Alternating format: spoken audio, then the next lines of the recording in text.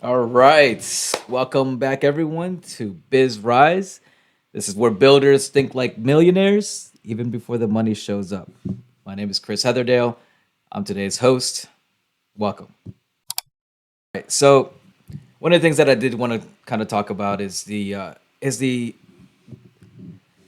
art of storytelling. Really, I mean that's a lot of the reason why we even have this entire podcast channel is to let people know that we represent opportunity. It's every guest that's going to be coming on here, everyone that I'm going to be talking to, they there's always a story. As a matter of fact, that was this it was interesting the other day. I bought this rug from someone on marketplace, and it was in their Airbnb.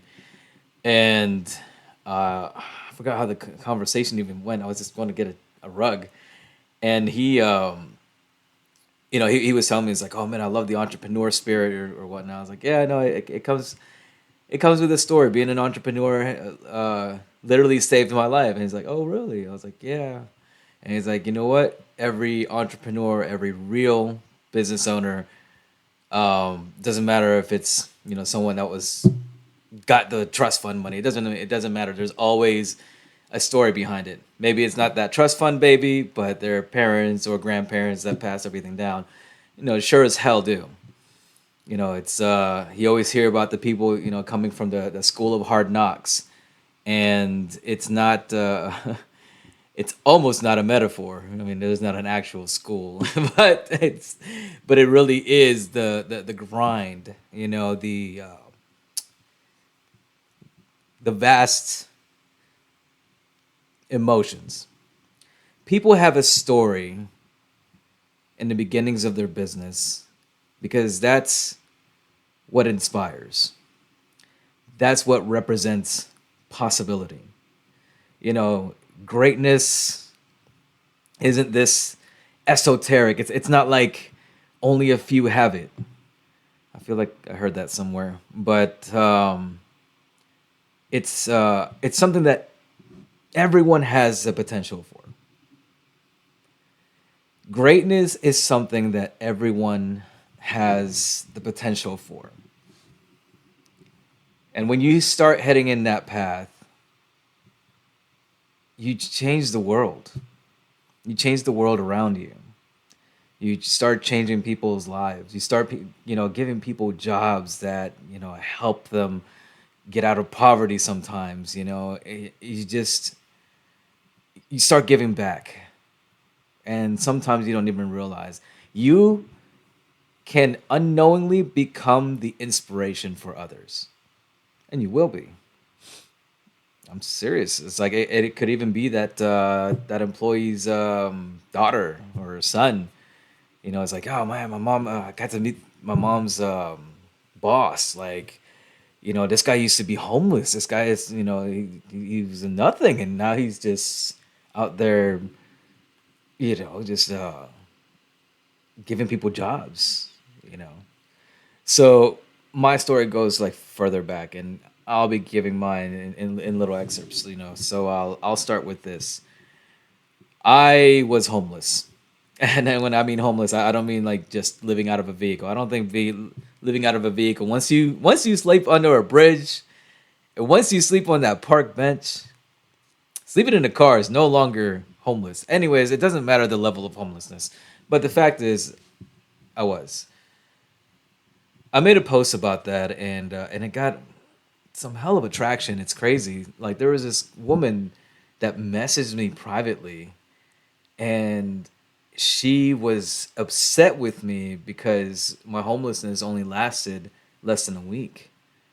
It's like 4 or 5 days, if you want to count the fifth day. But it was, but that's because I didn't stop. Once I hit that rock bottom, I didn't sit there and dwell on it. You know, I didn't cry. Matter of fact, when I was dropped off and all I had was my backpack, there was a bench nearby, and I sat there for several minutes contemplating what my reaction should be. I was like, okay, you know what? This is my ultimate test. what am I going to do about this? And I was like, you know what? I can sit here and bitch about it. I can go ahead and cry. I can get mad. I can get mad at the world. I can get mad at the circumstances that put me in that place. Or I can own up the responsibility and move forward. And guess what I did? I owned up to it. I ended up borrowing $20 from a friend of mine, and I'll give him a shout out. His name is Brett Figueroa. He's out of Denver, Colorado. If you want to look him up, he's a great entrepreneur. He's a great coach as well. The man was taught by Tony Robbins himself. He was one of his top guys. Anyways, Brett gave me $20. I I went to Home Depot, and mind you, I'm walking. I'm walking everywhere. I wish I had a step counter. I went to Home Depot and got myself some spray paint, some stencils, some tape, and I ran out of money. So I found a hotel and not borrowed. They gave me these Manila folders just so that I can, create a little rectangle. And I went door to door knocking, offering to spray paint curbs. I'm sorry, spray paint addresses on curbs for $20 a piece. And I think the first day, what was it, 40? No, it was 60. It was $60 my very first day. And I was still trying to save the shambles of this, loan brokering business that I had. And, so I would go door to door knocking, get enough to get something to eat. I would go to a restaurant, sit down.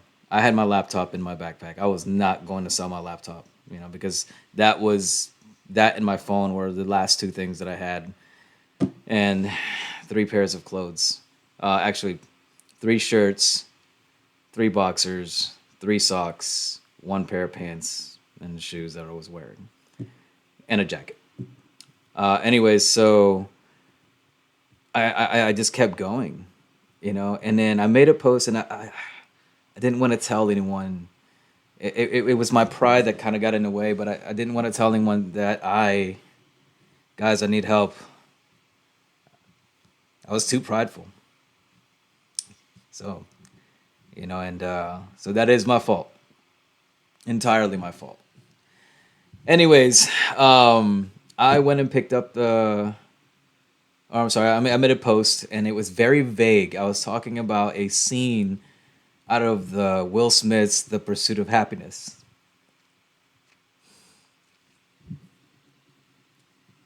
Sorry. I'm not sure if we're gonna clip that part out, but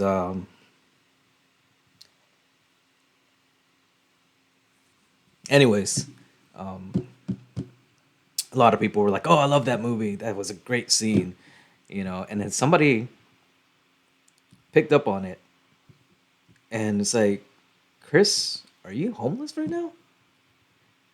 And it's like, "Yeah, yeah, I am." You know, wasn't sure when I was gonna eat. I wasn't sure if I was gonna freeze. She needed help with the hotel room that she and her daughter were living in at the time, and I went.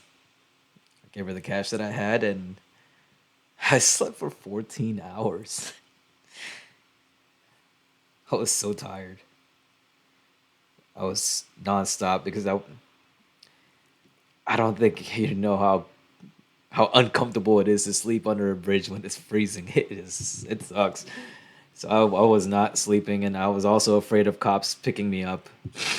Oh gosh, sorry. I was afraid of cops picking me up, and so I was always hiding. I didn't know. I mean, I know that you see homeless people all over, and they don't get picked up or arrested all the time.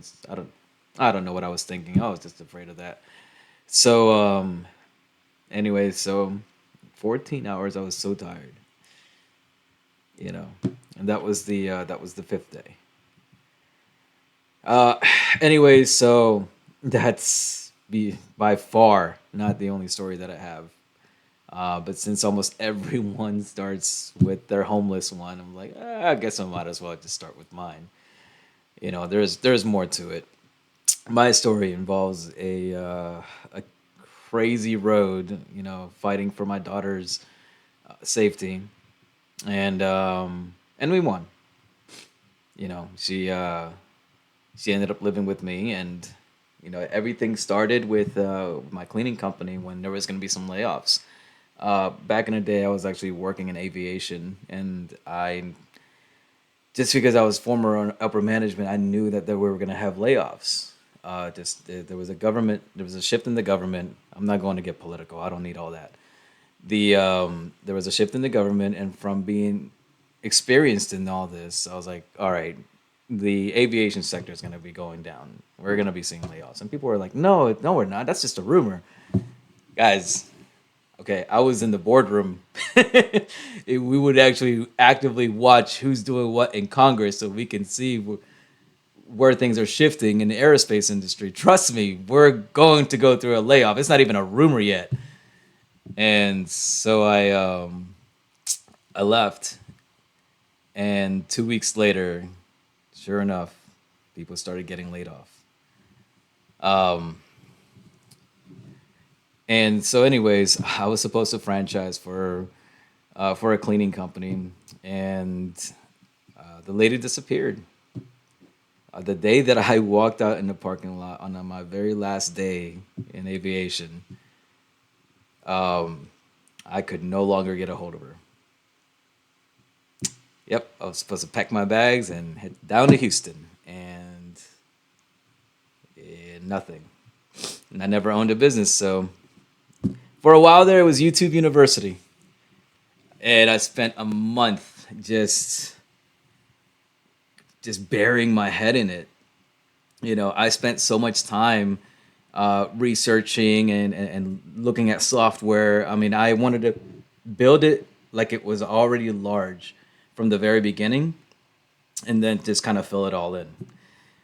I mean, the girl that I was dating at the time, I lost her because I got lost in my own work. I felt bad. I was like, man, I really wasn't giving her any time. She described it as, she was around me, but she still felt alone, and it was hard. And I admit I didn't find that balance between relationships and the work life that it was going to entail to start a business and survive and provide for my daughter, and because I was a single parent, it wasn't split custody, it was sole custody. I didn't get weekend breaks. I'm out here. There's no family, and I barely had very many friends. I didn't really have anyone to watch her. It was just me.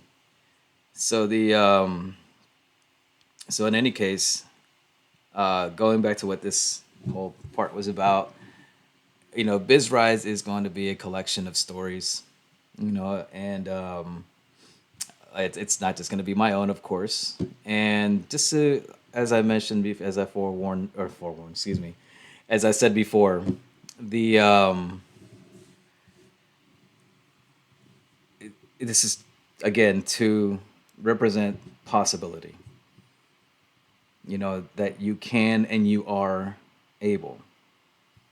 Everybody has a capability. You just have to want it. So, welcome to Behind the Talks with BizRise, and I'll catch you on the next episode.